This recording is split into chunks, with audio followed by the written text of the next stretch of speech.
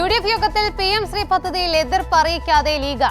പണം വേണമെങ്കിൽ പദ്ധതി തുടരണമെന്ന മുഖ്യമന്ത്രിയുടെ അഭിപ്രായത്തോട് ലീഗ് യോജിപ്പ് രേഖപ്പെടുത്തി.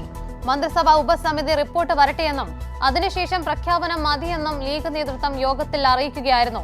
എന്നാൽ പദ്ധതിയിൽ എതിർപ്പ് അറിയിച്ചെന്ന ലീഗ് നേതാക്കളുടെ വാദം വസ്തുതാവിരുദ്ധമെന്നാണ് കോൺഗ്രസ് നേതാക്കൾ പറയുന്നത്. PK കുഞ്ഞാലിക്കുട്ടി അടക്കമുള്ള പ്രധാനപ്പെട്ട ലീഗ് നേതാക്കൾ പങ്കെടുത്ത നിർണായകമായ UDF യോഗത്തിലാണ് PM ശ്രീ പദ്ധതിയുമായി മുന്നോട്ടു പോകുന്ന തീരുമാനം മുഖ്യമന്ത്രി VD സതീശൻ പ്രഖ്യാപിക്കുന്നത്.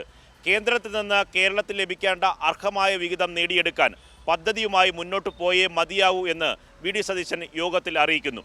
ആ യോഗത്തിലുണ്ടായിരുന്ന ലീഗിൻ്റെ പ്രധാനപ്പെട്ട 4 നേതാക്കളും ഒരു തരത്തിലുള്ള എതിർപ്പും യോഗത്തിൽ അറിയിച്ചില്ല. മാത്രമല്ല, കേന്ദ്രത്തിൽ നിന്ന് ലഭിക്കേണ്ട തുക കൈപ്പറ്റാൻ ഇത്തരത്തിലുള്ള പദ്ധതിയുമായി മുന്നോട്ടു പോകാനുള്ള അനുകൂല നിലപാടാണ് ലീഗ് നേതാക്കൾ യോഗത്തിൽ എടുത്തത്.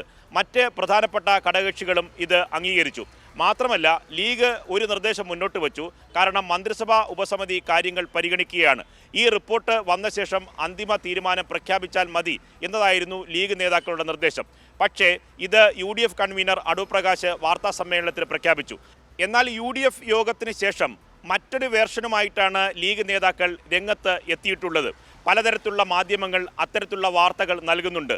UDF യോഗത്തിൽ ലീഗ് എതിർത്തുവെന്നും അത് ലംഘിച്ചുകൊണ്ടാണ് കോൺഗ്രസ് ഇത്തരത്തിലൊരു തീരുമാനമെടുത്തു എന്നതാണ് ലീഗിൻ്റെ ഭാഗമായി പുറത്തു വരുന്നത്.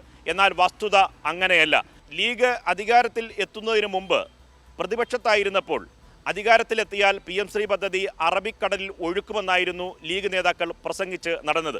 പക്ഷേ അധികാരത്തിലെത്തിയപ്പോൾ കേന്ദ്ര സർക്കാരിൻ്റെ PM ശ്രീ പദ്ധതിയുമായി മുന്നോട്ട് പോകാനാണ് ലീഗിൻ്റെയും കോൺഗ്രസിൻ്റെയും തീരുമാനം. നിർമ്മൽ ചക്രവർത്തി, കൈരളി ന്യൂസ്, തിരുവനന്തപുരം.